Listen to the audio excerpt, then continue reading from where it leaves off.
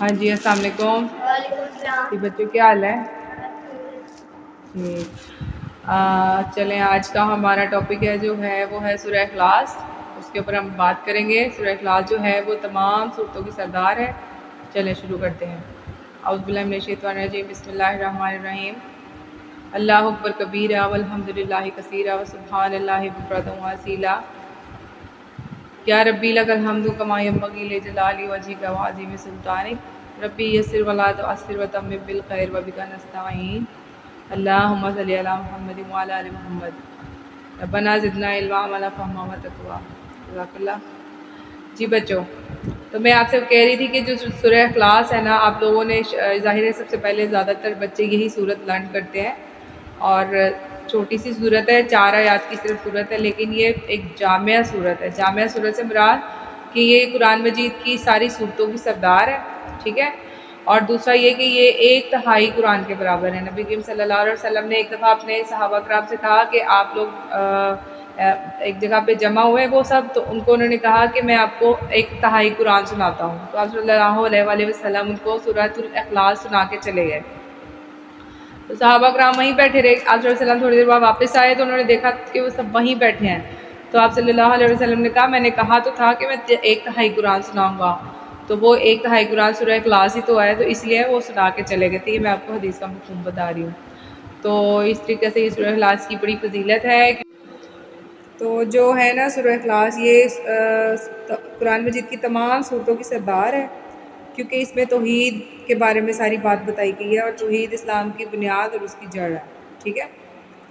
تو یہاں پہ میں آپ کو بتاؤں گی کہ اگر قرآن مجید کے 3 حصے ہوں تو اس میں سے ایک حصہ جو ہے وہ وحدانیت پر ہے، یعنی توحید پر ہے، دوسرا حصہ رسالت پر مبنی ہے، اور تیسرا حصہ آخرت پہ۔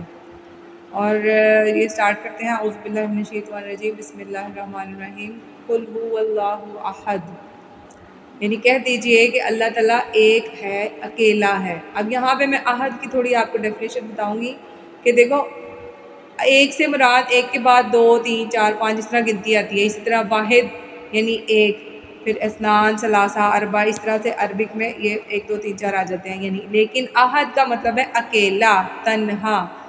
تو قل هو اللہ احد، یہاں پہ اس بات کی انہوں نے اللہ تعالیٰ نے صاف یہ بتا دیا کہ اللہ تعالیٰ بالکل اکیلا تنہا ہے، ٹھیک ہے۔ اب یہاں پہ میں آپ کو ایک بات بتاؤں گی کہ شرک کی جو ہے نا وہ 3 قسمیں ہوتی ہیں۔ ایک شرک ہوتا ہے عدد میں، کہ جیسے اللہ تعالیٰ کے ساتھ اور بھی خدا ہیں۔ ایک شرک ہوتا ہے نسب میں، کہ یہاں شاید اللہ تعالیٰ کی اولاد ہے، یا اللہ تعالیٰ کسی کا باپ ہے، نعوذ باللہ۔ اور تیسرا ہوتا ہے منصب میں، یعنی کہ جیسے اللہ تعالیٰ کی کوئی ذات اور صفات ہے، وہ اس طرح کی ذات صفات شاید کسی اور میں بھی ہیں۔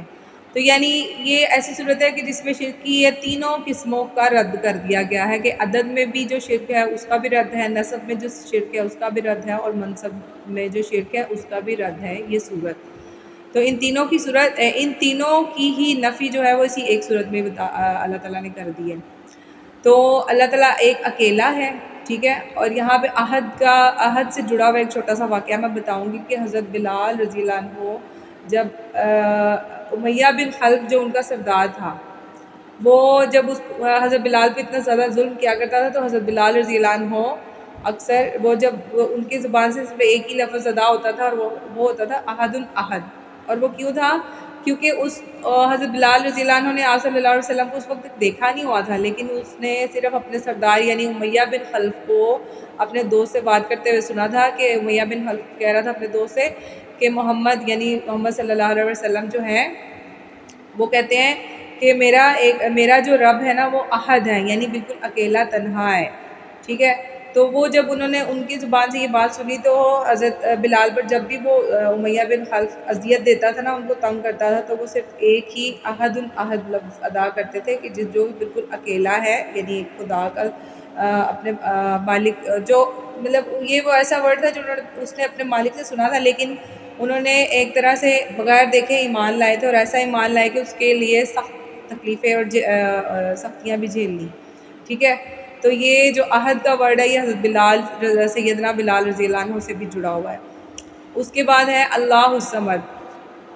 یہاں پہ جو ہے نا کہ جو اللہ تعالیٰ جو بے نیاز ہے، یعنی یہاں پہ منصب کی نفی ہو جاتی ہے، یعنی کہ اللہ تعالیٰ ایسا ہے کہ جس کی ضرورت جس کو کسی کی ضرورت نہیں ہے. یعنی اللہ تعالیٰ تو بے پرواہ ہے، اس کو وہ کسی کا محتاج نہیں ہے، لیکن سب لوگ دنیا میں جو بھی انسان، حیوان، ہر طرح کی جو بھی مخلوقات ہیں، فرشتے، جن سب وہ سب اللہ تعالیٰ کے محتاج ہے اپنی بقا کے لیے.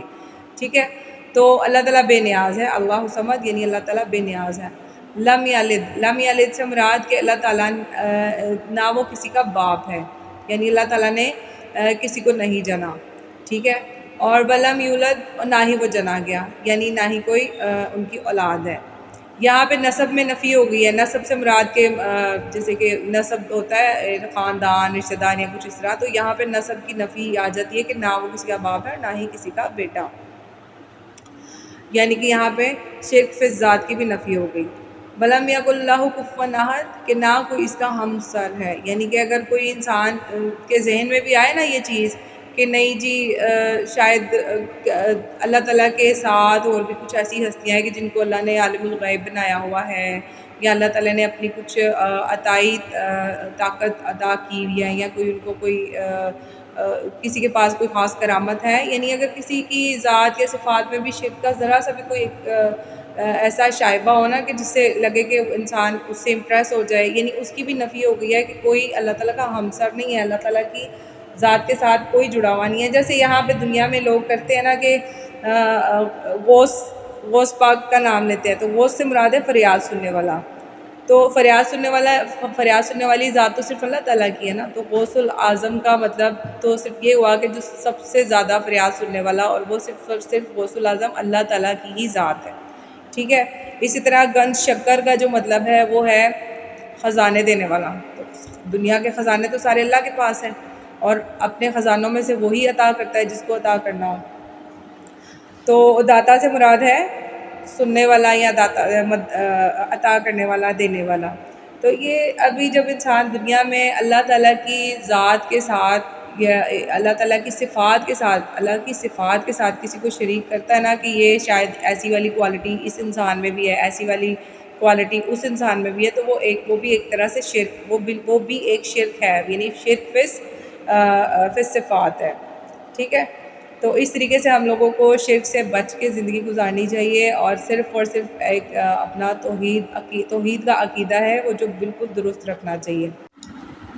باقی یہاں پہ جو ہے نا لم یلد ولم یولد، یعنی یہ نہ وہ کسی کا باپ ہے نہ ہی کسی کا بیٹا. تو یہاں پہ نسب کی نفی ہوئی بھی ہے، یعنی شرک فی ذات کی.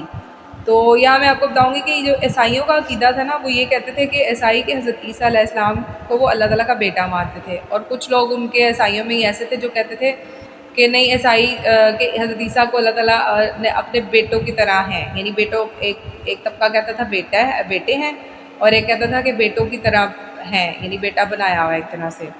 اور دوسرا یہ کہ جو یہودی تھے وہ حضرت عزیر رضی اللہ عنہ جو ہے وہ ان کو اللہ تعالیٰ کا بیٹا مانتے تھے. یعنی عیسائی بھی کہتے تھے کہ اللہ کا بیٹا ہے، اور وہ حضرت عیسیٰ کو کہتے تھے، اور یہودی جو ہے حضرت عزیر رضی اللہ عنہ کو، حضرت عزیر علیہ السلام کو.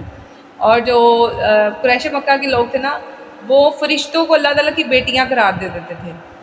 تو یعنی کہ شرک اللہ تعالیٰ کے نزدیک اتنی ایک طرح سے ایک گالی ہے نا کہ اللہ تعالیٰ سارے گناہ معاف کر سکتے ہیں، لیکن شرک ایسا گناہ ہے کہ جو توبہ کے بغیر معاف نہیں ہو سکتا، اور اس کے بعد جب تک انسان بالکل خالص ایمان پہ نہ پلٹ آئے. تو اس لیے اللہ تعالیٰ ہم سب کو اپنے عقیدہ توحید پہ قائم رہنے کی توفیق دے. اور یہاں پہ میں آپ کو بتاؤں گی کہ سورہ اخلاص کی اتنی فضیلت ہے کہ اگر کوئی انسان 10 بار سورہ اخلاص پڑھتا ہے تو اللہ تعالیٰ اس کے لیے جنت میں ایک گھر بنا دیتے ہیں. اس لیے آپ کوشش کریں سورہ اخلاص روزانہ پڑھیں، اور رات سوتے ہوئے سورہ اخلاص، سورہ فلق، سورۃ الناس 3 بار پڑھ کر اپنے پورے جسم پر پھیرنا ہے. تو اس طرح ہم لوگ اللہ تعالیٰ کی حفاظت میں آ جاتے ہیں. جی بچوں، کوسچنس کے لیے ریڈی ہیں؟ یس. چلیں عبد الرحمٰن، آپ مجھے بتائیں کہ سورہ اخلاص کا ترجمہ بتائیں. بسم اللہ الرحمن الرحیم. کہو کہ اللہ ایک ہے، وہ بے نیاز ہے، نہ وہ کسی کا باپ ہے، نہ وہ کسی کا بیٹا ہے، نہ کوئی اس کا ہمسر نہیں. شاباش، ماشاء اللہ، نہ کوئی اس کا ہمسر ہے. عبداللہ، آپ مجھے بتائیں کہ قرآن کے اگر 3 حصے ہو تو وہ کیا حصے ہوں گے؟ توحید، رسالت اور آخرت. اچھا عبد الرحمٰن، آپ مجھے بتاؤ کہ تمام صورتوں کی سردار کون سی صورت ہے؟ سورۃ الاخلاص. सूरत अल-इखलास। और अब्दुल्ला आप मुझे बताएं शिर्क की जो 3 किस्में हैं वो कौन कौन सी हैं? अदद में शिर्क, मनसब में शिर्क और नसब में शिर्क। जी, अदद में शिर्क, मनसब में और नसब में शिर्क, ठीक हो गया। अब्दुर्रहमान आप मुझे बताएं सूरह इखलास की कोई फजीलत बताएं। जो 10 बारी जो इंसान, हाँ जो 10 बारी सूरह इखलास पढ़े उसके लिए जन्नत में एक घर बन जाएगा। कौन बनाएगा? अल्लाह ताला। तो आपने पूरी बात करनी है ना कि अल्लाह ताला जन्नत में उसके लिए एक घर बना देते हैं। ठीक है, तो अब्दुल्ला आप मुझे बताएं कि जो यहूद व नसारा थे या जो मुशरिकीन थे वो कैसे शिर्क किया करते थे? जैसे कि यहूद ईसाई क्या करते थे? हज़रत ईसा को अल्लाह ताला का बेटा मानते थे। यहूदी वो हज़रत उज़ैर उज़ैर को अल्लाह ताला का बेटा, हज़रत उज़ैर अलैहिस्सलाम पूरा बोलते हैं। हज़रत उज़ैर अलैहिस्सलाम को अल्लाह ताला का बेटा मानते और हैं। मुशरिकीन मक्का वो फरिश्तों को अल्लाह ताला की बेटियां मानते हैं। से ये एक हदीस शेयर करके वाइंड अप करूँगी कि बुखारी मुस्लिम है कि एक सहाबी जो है वो जमात करवाते हुए बार बार यही सूरत पढ़ा करते थे। तो उनके साथियों ने आप सल्लल्लाहु अलैहि वसल्लम से इस बारे में बात की। आप सल्लल्लाहु अलैहि वसल्लम ने उन सहाबी को बुलवाया तो उनसे पूछा कि आप सिर्फ यही सूरत क्यों पढ़ते हैं जबकि और सूरतें भी तो है ना। तो उन सहाबी रज़ी अल्लाह अन्हु ने कहा कि मुझे इस सूरत से मोहब्बत बहुत है क्योंकि इसमें रहमान की खसूसियात का जिक्र है ख़ास तौर पे। तो फिर आप सल्लल्लाहु अलैहि वसल्लम ने कहा कि फिर आप भी सुन लें कि अल्लाह ताला भी आपसे बहुत मोहब्बत रखता है। तो अल्लाह ताला से दुआ है कि अल्लाह ताला हम लोग को अपना अकीदा दुरुस्त रखने की तौफीक दे और हमसे अपने दीन की इशाअत का काम लेता रहे और हम सबको जो है जन्नत में एक आला मकाम अता करे। इंशाअल्लाह हम जन्नत में सब इकट्ठे हों।